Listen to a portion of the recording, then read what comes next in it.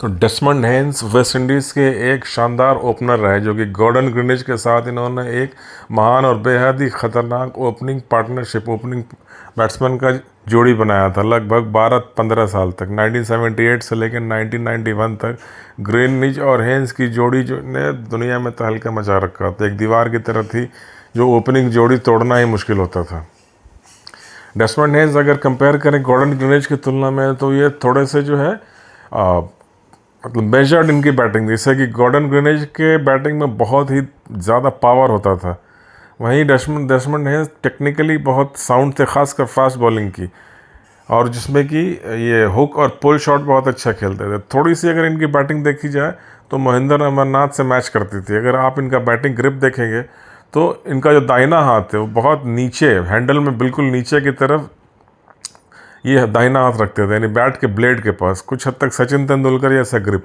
इस कारण इन्हें हुक शॉट, पुल शॉट खेलने में बहुत आसानी होती थी, प्लस फास्ट बॉलिंग को अच्छा खेलते थे। लेकिन इसका एक डीमेरिट ये था कि जो स्पिन गेंदबाजी है, जिसमें कि कलाइयों का घूमना बहुत ज़रूरी है, या जो स्विंग बॉलिंग है, फास्ट बॉलर भी जो बॉल को अच्छा स्विंग करा रहा हो या बॉल उसकी मूव कर रही हो ज़मीन पे गिरने के बाद, उसे खेलने के लिए थोड़ा सा इनको दिक्कत होता था, क्योंकि कलाइयाँ कम चलेंगी। जब जैसा ही आपका दाहिना हाथ एकदम नीचे की तरफ आप पकड़ोगे हैंडल को, तो थोड़ी सी जो रिस्ट वर्क होती है, कलाइयाँ घूमनी कम हो जाती है, सीधा आप खेलते हो शोल्डर से। तो इस कारण जो है ये शुरू में इन्हें काफ़ी कठिनाई हुई। स्पिनर या स्लो बॉलर या स्विंग बॉलर आते ही ये चोक हो जाते थे, या स्ट्रोक खेलेंगे तो आउट जाते थे। लेकिन 1984-85 के बाद इन्होंने अपनी बैटिंग टेक्निक में कुछ इम्प्रूव किया और ये बहुत ही ज़्यादा एक कंप्लीट बैट्समैन बन गया। इन्होंने कुल 116 टेस्ट मैच में लगभग 7,500 रन बनाए, जिसमें कि इनका एवरेज है बैटिंग का 42 रन, जिसमें कि 18 सेंचुरी और 39 हाफ सेंचुरी बनाए। वहीं इन्होंने 238 वनडे खेले, जिसमें कि इन्होंने 17 सेंचुरी और 57 हाफ सेंचुरी बनाई, जिसमें इनका एवरेज पर इनिंग का है 41.27। और आपको ये भी जान के हैरानी होगी कि डेसमंड हेन्स वनडे क्रिकेट में सबसे ज़्यादा सेंचुरी बनाने वाले बैट्समैन रहे, और ये रिकॉर्ड इनके पास काफ़ी लंबे समय तक था, लगभग 7-8 साल तक। फाइनली ये रिकॉर्ड टूटा इनका काफ़ी देर, एग्जैक्ट डेट तो मुझे याद नहीं आता, लेकिन मिड 90s में जब क्रिकेट थोड़ा बदल गया था, यानी बहुत ज़्यादा मैचेस होने लगे, नए जनरेशन के प्लेयर आ गए, ब्रायन लारा, सचिन तेंदुलकर, उसके बाद इन्हीं में से किसी प्लेयर ने फिर इनके हाईएस्ट वनडे सेंचुरी के रिकॉर्ड को पीछे किया। तो वो ज़माना भी अलग था। ये लाल बॉल से वनडे खेलते थे डेसमंड हेन्स, गॉर्डन ग्रिनिज, और उस समय फील्डिंग रेस्ट्रिक्शन नहीं होती थी, मैचेस कम होते थे, पूरे साल में मुश्किल से एक प्लेयर 20-25 वनडे खेल पाता था। वहीं 90s आते आते, मिड 90s आते आते मैचेस भर भर के होने लगे, बहुत ज़्यादा। एक प्लेयर साल के 100 मैच तक, वनडे मैच तक खेल लेता था, अभी भी खेल लेता है। 80 मैच, 100 मैच साल के इनके हो जाते हैं। उसमें मुश्किल से साल के 20-25 वनडे इन्हें मिलती थी। प्लस अब वाइट बॉल से मैचेस होने लगे, जिसमें कि वाइट बॉल पे स्कोर करना आसान है रेड बॉल के मुकाबले, ये आप सभी जानते होंगे, आपने मैचेस देखे होंगे। प्लस फील्डिंग रेस्ट्रिक्शन है, अब आपको एक तरह से खाली मैदान दिया जाता है स्ट्रोक खेलने के लिए। यहाँ भाई पावर प्ले है, कोई फील्डर जो है बाउंड्री लाइन पे नहीं रहेगा, सिर्फ 1 या 2 रहेंगे। मैच में 1-1, 2-2 बार ऐसे फेज आते हैं, 10-10, पहले 15 ओवर तक फील्डर नहीं बाउंड्री लाइन पे रख सकते, फिर बीच में यहाँ नहीं रख सकते, यानी एक तरह से बैट्समैन को खुला मैदान दिया हुआ है कि आप चौके छक्के मारिए। तो इस कारण जो है आप सेंचुरीज ज़्यादा बनी है। बाद में इनका रिकॉर्ड टूटा, फिर भी 80 के दशक से लेके 93-94 तक, मिड 90s तक, लगभग 8-9 साल तक ये रिकॉर्ड इनके पास था। डेसमंड हेन्स एकमात्र प्लेयर हैं जो कि जिन्होंने अपने लाइफ के पहले वनडे मैच में भी सेंचुरी बनाई और अपने लाइफ के आखिरी वनडे मैच में भी सेंचुरी बनाई। 3 बार इन्होंने पूरा बैट कैरी किया, यानी कि ये ओपनिंग करने आए और एंड तक नॉट आउट रहे। वेस्ट इंडीज़ के एकमात्र ये सिर्फ तीसरे प्लेयर है जिन्होंने ऐसा किया है।